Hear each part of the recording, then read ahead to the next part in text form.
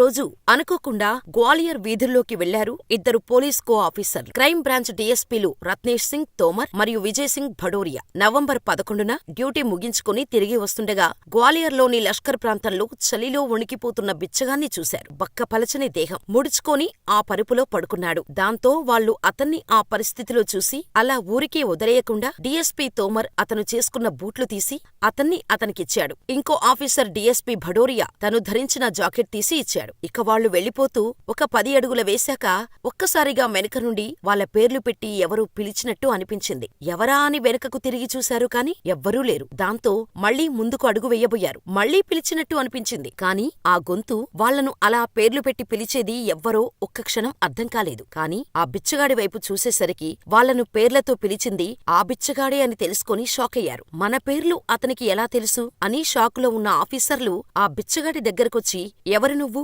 నీకు మా పేర్లు ఎలా తెలుసు అని ప్రశ్నించారు. అంతే, ఆ బిచ్చగాడి మాటలకు వాళ్ల ఫ్యూజులౌట్